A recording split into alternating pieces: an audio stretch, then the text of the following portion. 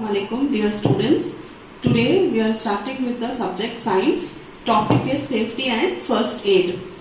First we will talk about accidents.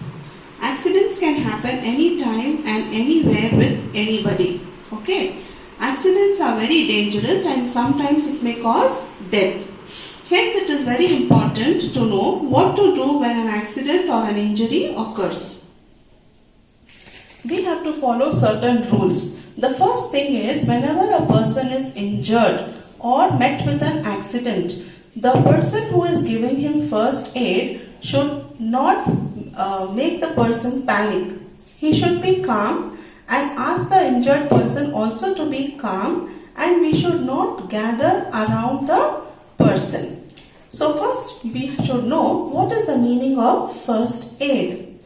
First aid is the immediate medical treatment given to an injured or a sick person before the doctor arrives. Okay, I will repeat it again. First aid is the immediate medical treatment given to an injured or a sick person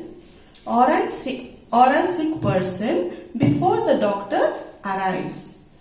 Okay, so as we all know that injuries can occur in many ways. So the first thing is how we can give a first aid to a person who has got cuts or scratches. When you play in the ground, you fall. So you have got scratch on your knee. Okay. What you have to do first here is, you have to first thing is,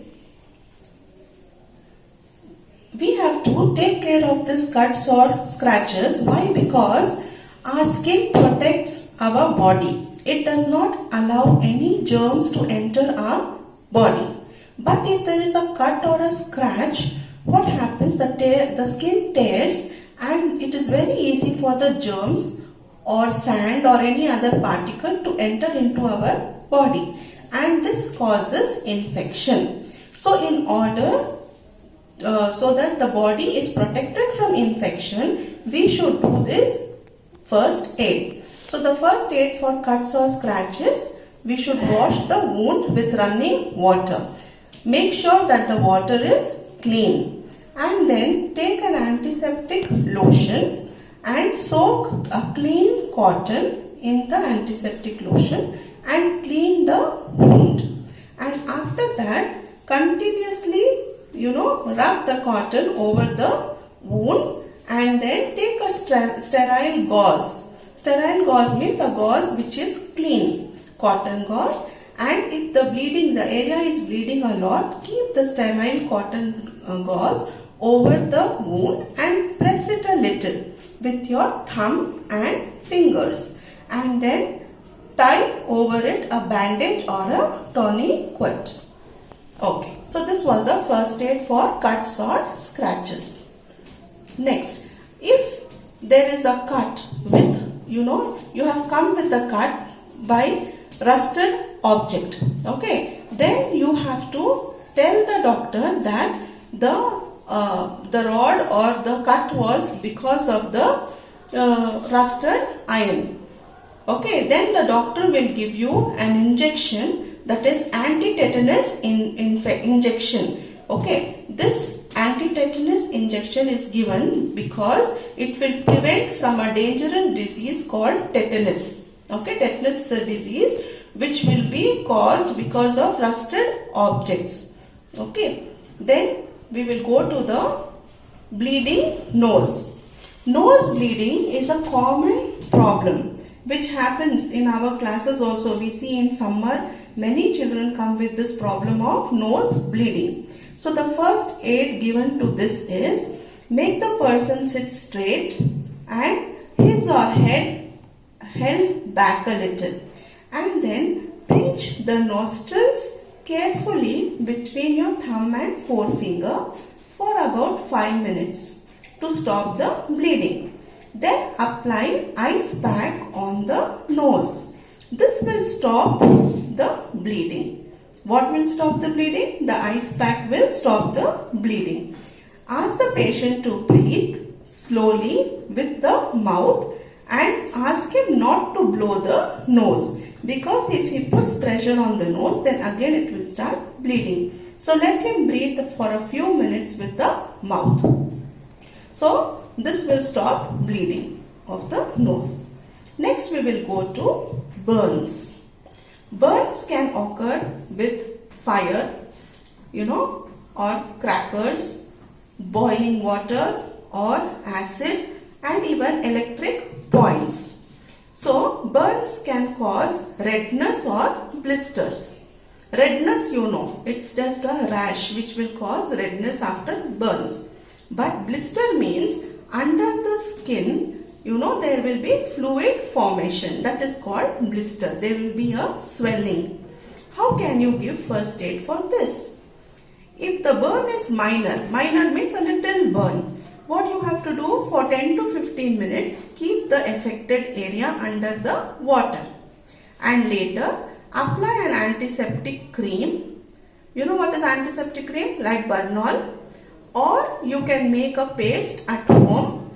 Baking soda, everybody will have baking soda at home. Take a little baking soda and add water to that, little water, make a paste and apply it over the affected area. And cover the burnt area with a loose bandage. Okay. And if the burn is caused by any chemical, then remove the clothing from the affected area and then wash it with plenty of cold running water. Okay. Then cover the burn with sterile gauze. Sterile gauze is a very clean gauze. And consult a doctor immediately. Okay. And if there is a blister, the fluid formation under the skin, then what you have to do is, you have to always be careful with this. You should not try to prick something and break the blister. Okay, this will create infection. So just go to the doctor and he will give you the necessary treatment. Then next, for sprains. Now what is a sprain? Sprains can occur if a tissue around a joint gets torn, like you are getting down the stairs. Suddenly your leg twists. So mostly this sprain occurs near your ankle and your wrist. Okay. What is sprain? It is the damaging of the tissue, the tearing of the tissue around the joint. Okay. So what does sprain cause? It causes swelling and a lot of pain. Okay. And sometimes, around the affected area, the skin will change its color to blue or red. Okay. And what is the treatment you can give? Apply ice pack over the sprained part and wrap the joint with an elastic bandage. And do not move the joint until it heals. Because if you run again and walk, very fast, then the joint will again have pain, because the tissue again can tear. Then next,